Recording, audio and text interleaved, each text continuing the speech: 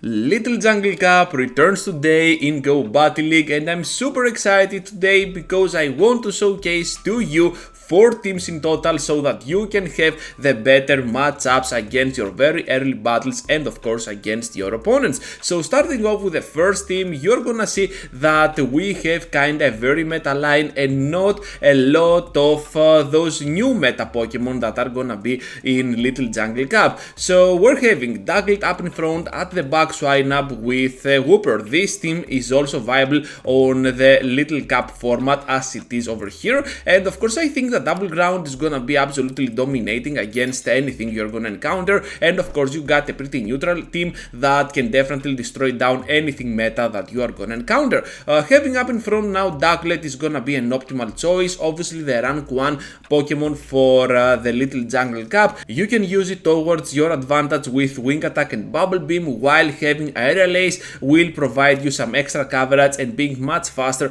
than Brave Bird. Of course Brave Bird is gonna help you much more to nuke down opponents, so it's all a matter of taste. I'm just using Aerial Ace because most people are expecting Brave Bird, and when I get to the Aerial Ace they're just gonna let it go through, which means that we are gonna catch them off guard. At the back now Double Ground, but this Double Ground is absolutely insane only because it has access to double Body Slam. So Body Slam is the main key here. You can spam your way to victory with pretty nice fast attacks, Mudshot and Powder Snows, while on the safe sweet spot Swine Up will be able to debuff the opponent and of course give you the edge towards that first victory that you are looking on Little Jungle Cup. As a core breaker, Pikachu Libre is just gonna be an amazing Pokemon for this cup, and of course it might be able to wall down Ducklet and has an optimal matchup against the backline. However, it is super squeezy that even an Aerial Ace might bring it to no HP in no time at all.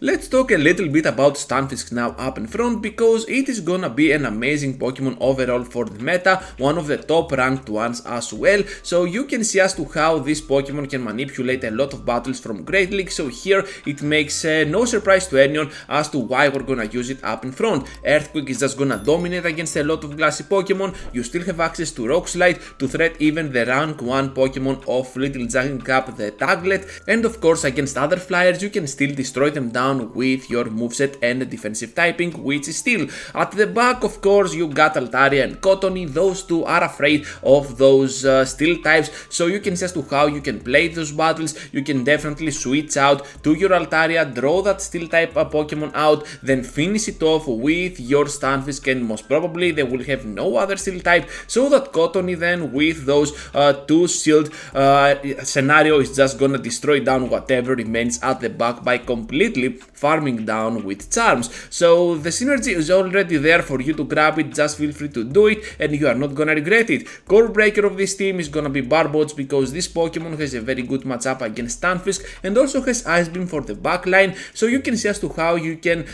face Barbots as a core breaker using this team. Moving forward, we're showcasing another ABB team style, but this one is really gonna melt your opponents down. You have access to a Pokemon like Skorupi, which is a pretty meta Pokemon, pretty safe as well with its moveset. I recommend going with Aqua Tail and Cross Poison, because if you land that first attack boost on your Skorupi, the next move, whatever it is just gonna destroy down all those glassy Pokemons that exist in the meta. What I like about this Pokemon is that it is a poison type that can still finish off Stunfisk with those Aqua Tails. So with that in mind, I think that Skorupi is one of the best leaders on the entire cup, perhaps the best one, so feel free to use it towards your advantage. And I also recommend not going for the Shadow, it is not worth it at all. Everything that you're gonna face still is gonna be on the 2-shot range even when you are on Shadow, so using the regular will just help you with that extra bulk up in front. Now about the double normal backline, we're having Lickitung, which is absolutely insane for this cup, especially with the absence of the fighters,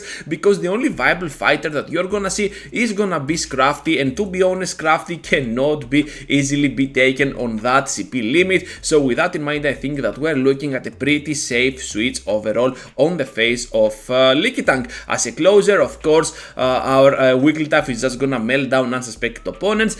You know how this Pokemon is gonna go, and with Disarming Voice now, you might get to a charge attack pretty earlier than you used to, so definitely a notable closer for this team. The core breaker of this line is gonna be of course Chansey, because it has access to Zen Headbutt and it can absolutely melt down your Skorupi, can resist the leak damage, and of course can still go toe to toe even against a Charmer, so that's why I'm having it here as a core breaker. I'm not sure if we're gonna see a lot of chances in this meta, but still I have one coming up just for you. So yeah, Chansey. I'm not that proud about this team showcase, but still it happens, and the backline is more notable than Chansey. About Chansey, you want to have Zen Headbutt or just go with Pound like I do over here, but I still think that Zen Headbutt is just gonna help you even more with its psychic powers. At the back we got Barboach as a safe switch, which we saw before how crazily good it can be with Ice Beam as a core breaker, and of course as our closer I'm just gonna use Dragonite.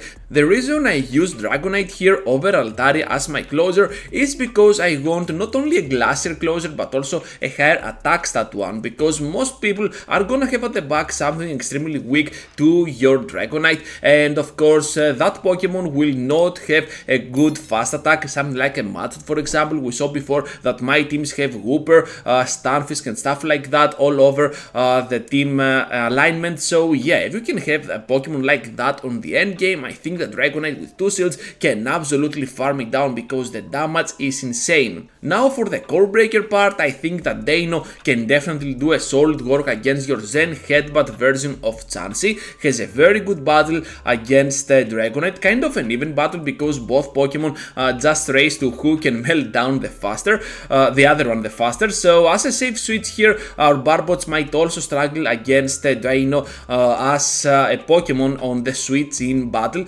because with Shields up I think that Dino can still prove to be one of the best Pokemon to use for this cab. I know that I did not showcase that all on my channel here, but still I think that it is a notable core breaker nevertheless. So that is gonna be all for today, trainers. Just be sure to leave a huge like before you go, and of course consider subscribing to my channel if you are new to my content. With that said, I have 2 videos for you to check out, so feel free to do so, and I will see you all into the next one.